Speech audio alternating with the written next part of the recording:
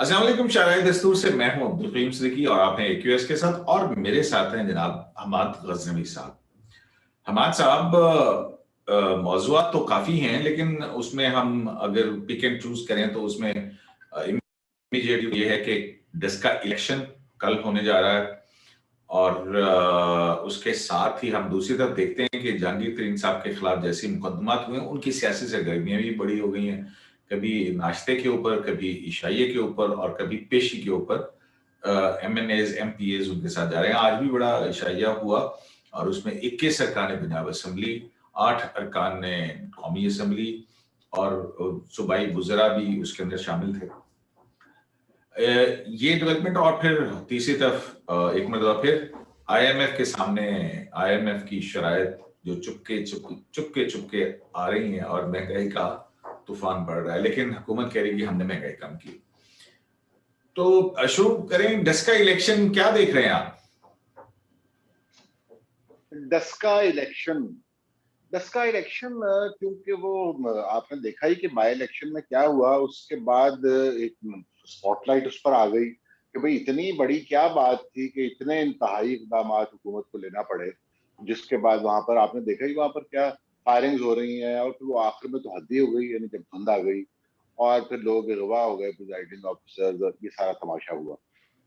अब सूरत हाल इस वक्त यह है कि क्योंकि वहां पर सारी इंतजामिया बदली गई है, और जरा आप अपनी तरफ से उन्होंने न्यूट्रल लोग लगाने की कोशिश की है इलेक्शन कमीशन की फरमाइश लेकिन पर। उस पर भी एतराजात आ रहे हैं कि सारे के सारे उन्हीं के लगाए गए हैं, अज़द मली वगैरह के क्या रिकमेंडेशन पे। आज PML ने ये फिर इल्जाम लगाया है, राना सनाउल्लाह साहब ने। जी जी, वो सियासत में इल्जाम तो लगता है, लेकिन अभी फिलहाल हम इस बारे में कोई, हम लोग कम से कम बात नहीं कर सकते। एक एडमिनिस्ट्रेशन चेंज किया है, ये पता लग जाएगा कल आपको वहां पर, तो अब तो कोई चीज छुपती नहीं है, एकदम सामने आ जाएगा जो भी वहां पे हो रहा होगा। लेकिन देखिए, छोटी मोटी जो बात होती है, कोई हल्की फुल्की मौसीकी जिसे कहा जाता है, तो वो तो तीसरी दुनिया में इन ममालिक में इलेक्शन का, जिनमें जमहूरियत की जड़ें मजबूत नहीं है, कुछ ना कुछ तमाशा थोड़ा बहुत होता है। यानी शहर में अगर आपको मालूम है कि मुस्लिम लीग नून की अक्सरियत है, तो आप वहां पर पोलिंग जरा स्लो कर देंगे, चलिए कोई बात नहीं, कुछ वोट कम हो जाएंगे। इसी तरह आप कुछ मुर्दे आकर वोट डाल जाएंगे, चलिए कोई बात नहीं। आप पैकेजेस अनाउंस कर रहे हैं, 1 अरब हम लगा देंगे यहाँ पर, एक साल में का हम 50 करोड़ लेकर आए हैं, और ये दुगने हो जाएंगे अगर PTI का कैंडिडेट जीत गया। वो काफ लीग के जो साहब हैं वो आज कह रहे थे। इसी तरह मल्ली साहब ने, जो इलेक्शन लड़ रहे हैं PTI की तरफ से, उन्होंने कहा मैं 1 करोड़ लगाऊंगा कंस्टिट्यूंसी पर। शायद उनके खिलाफ कोई इलेक्शन कमीशन भी, आजम सवाती साहब ने भी कुछ ऐसी बातें की आज, जिसके ऊपर इलेक्शन कमीशन ने नोटिस इशू किया, 5 दिन में उनको जवाब देना है उसका। खैर, ये चीजें तो साथ साथ चल ही रही हैं।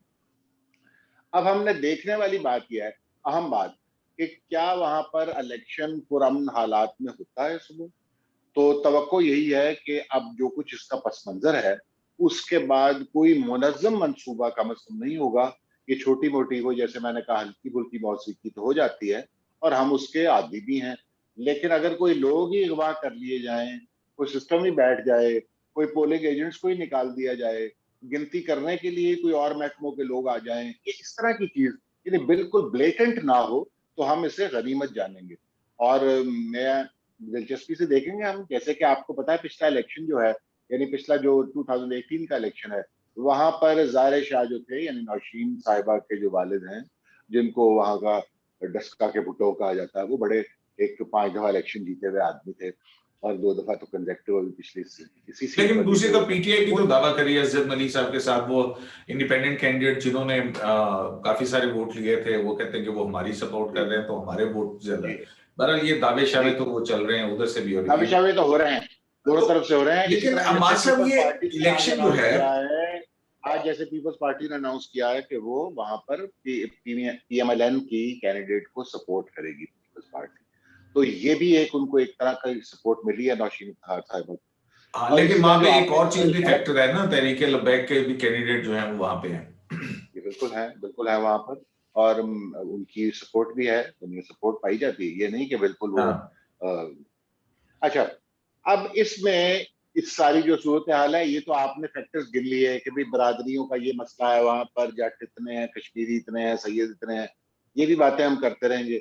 आपने वो जो 57,000 भी उन्होंने पिछली बार वोट ले लिया था, बेशुमार ही वोट है वो, यानी वो PTI से थोड़ा ही कम वोट था, PTI का शायद 61,000 था, तो इनको भी बहुत वोट पड़ा हुआ था, तो उनके मिलने से एक फर्क पड़ता है, आप बिल्कुल सही हो। लेकिन ये नहीं होता कि वो उठा के 57,000 वोट जो इकट्ठा किसी को डाल दिया जाए, बिल्कुल। ये बात नहीं होती। अच्छा, बहुत से लेकिन फैक्टर्स मुझे काम कर रहे एक एक बात बताएं कि इस इलेक्शन के जो भी नतीजे हो, मसलन मफरूजा मफरूजा फर्ज किया कि पाकिस्तान तहरीक इंसाफ वहां से जीत जाती है, तो इसका पीएमएलएन पे क्या असर पड़ेगा?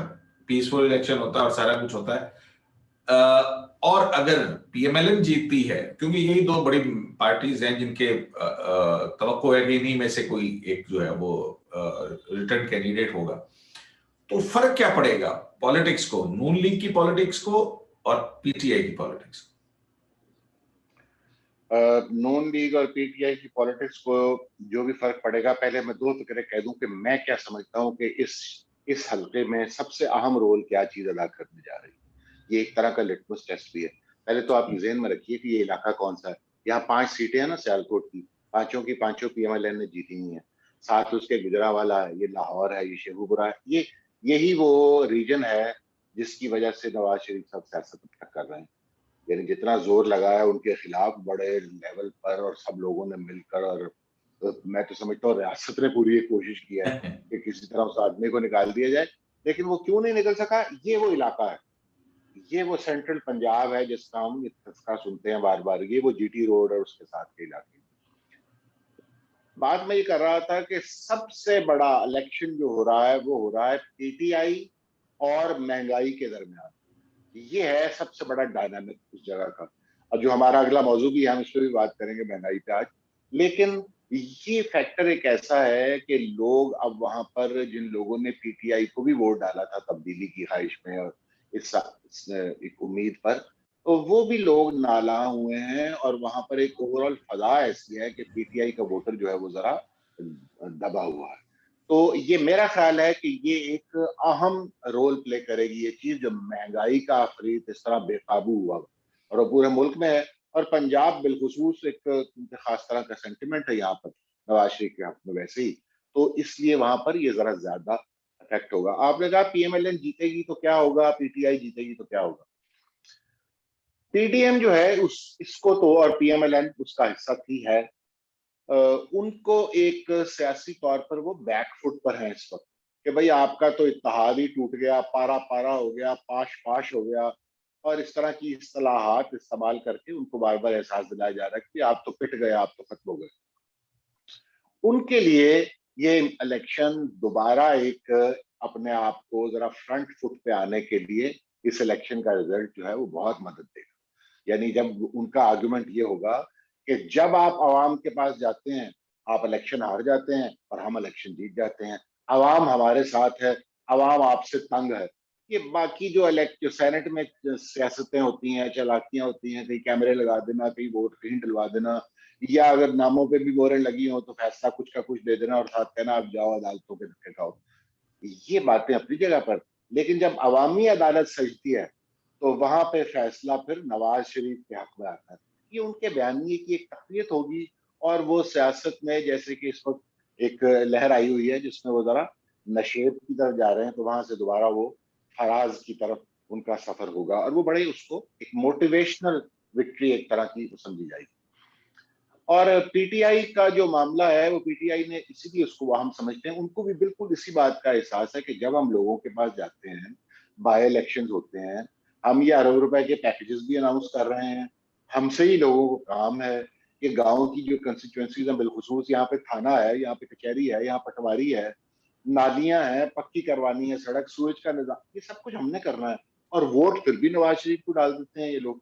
तो ये हमारे खिलाफ एक केस बनेगा, लिहाजा हमें इसको किसी तरह जितना भी जोर लगे और जो भी हो, यही तो हुआ था पिछली दफा भी, वरना एक सीट पर क्या रखा है, वो दाई वाली सूरत वहां पे है, उससे हुकूमत तो नहीं उलट जाना थी, लेकिन इतनी ज्यादा उन्होंने उसको अहमियत दी कि वो आखिरी हद तक गए, और उसके बाद ईसीपी ने एक अनप्रेसिडेंटेड फैसला दिया। वरना तो यहाँ पर यही होता है ना, शिकायतें आती हैं और उसके बाद फिर आप केस भुगतते रहते हैं, और 2.5 साल गुजर जाते हैं, 5 साल बाकी वक्त कितना रह गया, 2 साल है तो वैसे ही गुजार दें।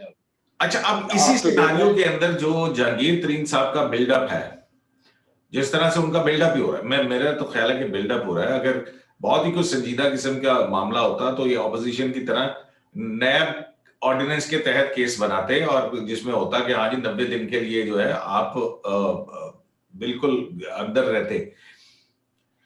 लेकिन ये नैब का केस नहीं बना है, ये दूसरी तरफ जाके FIA और ये इस तरफ वो जा रहे हैं बैंकिंग कोर्ट की तरफ और उधर जा रहे हैं। लेकिन उसके साथ तहरीक इंसाफ ये नैरेटिव बिल्ड कर रही है कि देखें ये जो हम पे लगाया जाता है इल्जाम के जनाब हम एक तरफा एहतसाब करें, ये देखें हम तो अपने करीबी तरीन बंदे को कोर है। लेकिन उसके साथ ही अब ये देखें कि समझ आने वाली बात है कि जहांगीर तरीन जो है जब वो पेशियों पे जा रहे हैं, जब वो खाने कर रहे हैं, जब वो नाश्ते कर रहे हैं, शाइये दे रहे हैं, उसके अंदर वो आ रहे हैं। राजा रियाज साहब की गुफ्तगू भी आपने पिछली बार में भी कोट की थी। तो ये अगर हम देखें नंबर गेम के ऊपर जाए तो नेशनल असेंबली के अंदर 8 आज 8 उधर थे, तो 8 का ही तकरीबन फर्क है। और पंजाब के अंदर जो है वहां पे भी कोई इतना ज्यादा फर्क नहीं और 21 MPs। तो इस सारी सूरत हाल के अंदर क्या मतलब ये इससे कपल करेगी, क्या होगा? हाँ, वो राजा रियाज साहब ने तो आज कहा ना कि शाइये पे कि हमारे साथ 50-55 लोग हैं जो इस तरह इनके साथी हैं। और अच्छा, आपने बात तो बड़ी अच्छी बात आपने बता दी कि नैब के थ्रू केस नहीं बनाया गया और नैब सीधा गिरफ्तार कर ले, उन्हें पकड़ ले जिस तरह वो लोगों को पकड़ती। उसे तो कोई सबूत वगैरह नहीं चाहिए होते, उससे तो इल्जाम चाहिए होता है नैब को, तो आप पकड़ इल्जाम लगाते हैं और उसे अंदर कर आदमी को। लेकिन एक दूसरा रूट लिया गया। एक लेकिन फर्क है, अब ये कहते हैं ना जैसे कि हम तो एक एहतसाब कर रहे हैं अक्रॉस द बोर्ड और उसमें तमाम लोग आ रहे हैं। आज तक ऐसा नहीं हुआ। जहांगीर तरीन साहब जो हैं वो आपकी पार्टी से नाराज हैं या आप उनसे नाराज हैं, आपके दरमियान तलखी पाई जाती है। वो पिछले 2 साल से वो आदमी वो एक सियासी सहरा में यानी दशनवर्दी कर रहे हैं। उनका तो कोई साथ नहीं है, ना वो हुकूमत का हिस्सा है ना कुछ है। तो उनके ऊपर आप कैसे कह सकते हैं हम अपने आदमी के खिलाफ कर रहे हैं? वो आपका आदमी तो एक बात तो ये है। दूसरी बात यह है कि ये बाकी जितने मिल्स हैं उनको भी नोटिस वगैरह वो कहते हैं हमने इशू किए हैं और हमने उसमें कुछ FIR भी कटी हैं, लेकिन ये गलत बयान है। सच्ची बात यह है कि किसी मालिक के खिलाफ FIR नहीं कटी है।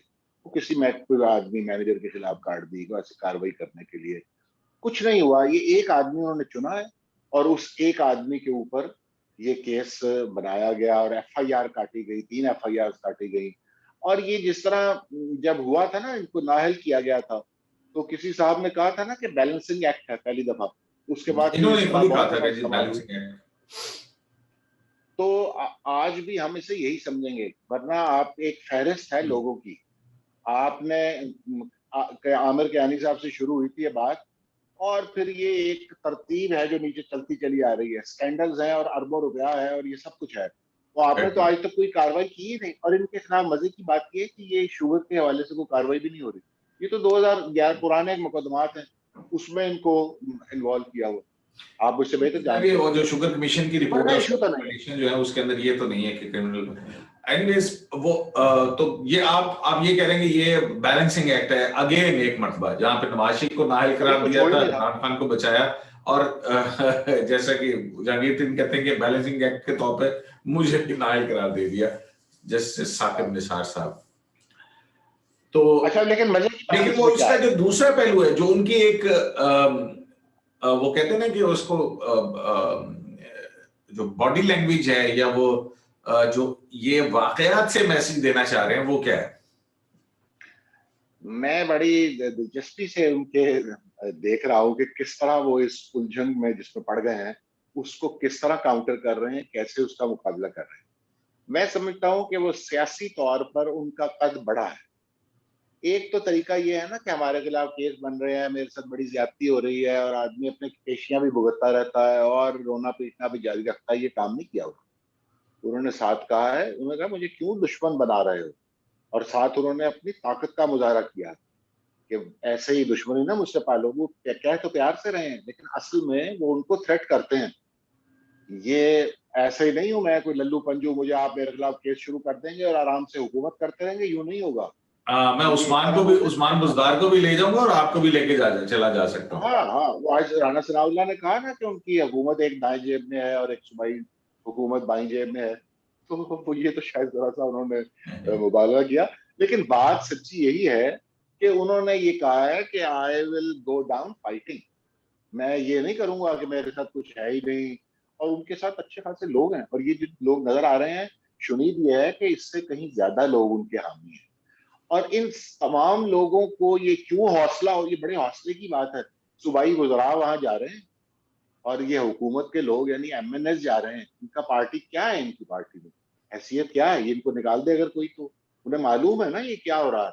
लेकिन वो जहांगीर तरीन के साथ अपना ताल्लुक निभा रहे हैं, और बिलखुसूस जाती भी और सियासी भी। मैं समझता हूँ कि ये सारा जो हौसला आया है ना एमएनएस को भी और एमपीएस को बिलखुसूस, वो कहाँ से आ रहा है? वो हुकूमत की परफॉर्मेंस से आ रहा है, वो उसी महंगाई से आ रहा है जिसका हम तस्करा कर रहे थे। इन अब ये लोगों को महंगाई की मालूम हो आपने गया बात की है, है। महंगाई कहाँ हुकूमत कह रही है कि हमने मैं पहले महंगाई अपना कम। मैं पहले मैं अपना फिक्रा पहले मुकम्मल कर लूं, फिर आगे हाँ, चलते हैं। ये जो क्योंकि मेरे पास वक्त कम महंगाई हुआ है है ना ना। जी, महंगाई का जो जिन है, अगला मौजू आप चाहे छोड़ दीजिएगा, महंगाई का जो जिन है ये उसकी वजह से इन्हें हौसला हुआ है। इन्हें मालूम है कि अब हमने पीटीआई की टिकट पे अगला इलेक्शन नहीं लड़ना, अगर हमने लड़ा तो ये खसारे का सौदा होगा, लिहाजा अब उन लोगों पर कोई बोझ नहीं है। और आप तभी देख रहे हैं कि ये एक अनप्रेसिडेंटेड बात है कि इलेक्टेड लोग, हुकूमती पार्टी के लोग, मिनिस्टर्स, वो आकर इस तरह एक लोग खड़े हुए हैं उसके साथ, और ये बड़ी, मैं समझता हूँ उनके सियासी कद में इससे इजाफा हुआ। और सियासी कद में इजाफा हुआ, और उसके साथ साथ the message is very loud and clear. तो अब वो महंगाई की बात तो सबको पता है। हुकूमत तो कह रही है कि जनाब हमने बड़े इकदाम किए हैं। आज तो इमरान खान साहब ने ये कहा कि अब महंगाई कम की है तो इस पर कोई बात ही नहीं कर रहा, और जब होती है तो शोर मचा देते हैं। लेकिन दूसरी तरफ आईएमएफ से होने वाली खुफिया मुज़ाकरात और उनकी शराइत ने भी भांडा फोड़ दिया है कि महंगाई फिर होने जा रही है, बिजली फिर बढ़ने जा रही है, पेट्रोल फिर बढ़ेगा, कीमतें फिर बढ़ेंगी। चलें जी, अब आवाम जो है वो देख रही है और वही बेहतर जज कर सकती है कि कौन कैसी परफॉर्मेंस कर अच्छा, रहे हैं। इस हुकूमत की पॉलिसी है, फाइनेंशियल पॉलिसी जो भी है, इकोनॉमिक्स, कॉमर्स, ये सारी फील्ड जो है, उसको आप भांपने का और उसको मापने का मैं आपको एक गुर बताता हूँ। आप इस तरह देखिए इसे जरा, 4 फाइनेंस सेक्रेटरी, चौथे को बदलने की बात हो रही है, छठा एफबीआर का आज हेड लगा है। ठीक। अच्छा, फाइनेंस मिनिस्टर 3 बदले गए, और अब जो आया है उसके ऊपर भी चौथे की बात हो रही है। मेरे भाई को सीधी बात, आप अपनी आपकी क्या पॉलिसी होगी? आपकी लॉ एंड पॉलिसी ऑर्डर में आईएमएफ ने कितने कहा आईजी है। तब्दील हो चुके हैं, कितने आप, सेक्रेटरी। हाँ, ये मैं क्योंकि इकोनॉमिक्स की, इस पर फाइनेंस की बात कर रहे हैं, मैं अर्ज ये कर रहा हूँ कि ये हुकूमत का कोई ना पॉलिसी है ना उनका आगा पीछे, उनको कुछ इस मामले की समझ ही नहीं, और वो अजीबो। अच्छा, दूसरी बात, समझ है तो वो आईएमएफ को है, और आईएमएफ की ये पॉलिसी है सीधी, वो उनको कहता है वो उन्होंने करना है। अब ये आईएमएफ के कहने पर ही तो हो रहा है, डूम, और आईएमएफ ही तो कह रहा है हाँ बिल्कुल। कि आप ये टैक्सेस बढ़ाइए जो आपने वादा किया था। आपने टैक्सेस किया 7,000, कितने का टारगेट, 6,000 का रखा हुआ है ना उन्होंने इस जी दफा, हाँ, नेक्स्ट वो ईयर का कहाँ 6,000 पूरा होगा? अभी वो कहते हैं 7,000 तक लेके जाओ। इसी तरह 1400 1500 अरब अरब का का सुन रहे हैं, जो है वो 1500 अरब शॉर्टफॉल का है। ये टैक्सेस जो है 1400 जी जी, 1400 से 1500 अरब के टैक्सेस जो हैं वो आपका इंतजार कर रहे हैं। ये एक तूफान है जो आ रहा है। इसमें मिडिल क्लास की पिसेगी, ये सेल्स टैक्स क्या हुआ, इनकम टैक्स क्या हुआ, ये सारी चीजें स्लैब्स बदलने जा रही हैं। तो वो जो 6 लाख है जहां से टैक्स शुरू होता है, उसको और नीचे लाने की बात हो रही है, जिनको एग्जाम्पशंस है वो खत्म हो रही हैं, और ये 11 स्लैब से कम करके वो 5-6 पर लाना चाह रहे हैं। यानी आपको भी उतना ही टैक्स लगेगा जितना के हामिद मीर साहब को लगता है, मतलब जिनको ज्यादा पैसे मिलते हैं, तो ये सब इकट्ठा होने जा रहा है। तो ये तो अगर 35% के हिसाब से आपका टैक्स कटना शुरू हो जाए, तो सोच लीजिए कि मिडिल क्लास का क्या हाल होने जा रहा है। बिल्कुल तो ये ठीक सारा बात। ही, हमारा ये सब वक्त पेट्रोल की महंगा होने तंगी जा रहा आड़े है, आ बिजली रही है महंगी एक मरतबा फिर, और इसी पे कंक्लूड करते हैं। मेरे ख्याल में काफी कॉम्प्रिहेंसिवली आपने जो है वो बता दिया कि महंगाई के हवाले से जो दावे हैं वो भी अवाम के सामने, और बड़ी आसान सी बात है जी कि आम आदमी जब ग्रोसरी खरीदने जाता है, परचून पे जाता है, पेट्रोल डलवाता है, बिजली का बिल देता है, गैस का बिल देता है, पानी का बिल देता है, और वहां पे वो जब कंपैरिजन करता है कि यार पिछले महीने इतना था और इस महीने इतना है, और पिछले साल इतना था और इस साल इतना है, तो सब कुछ खुद ही समझ जाता है। तो मेरा ख्याल है कि इसी पे कुछ ना समझे खुदा करे कोई शराय दस्तूर से अब्दुल करीम सिद्दीकी को इजाजत दीजिए। अल्लाह ने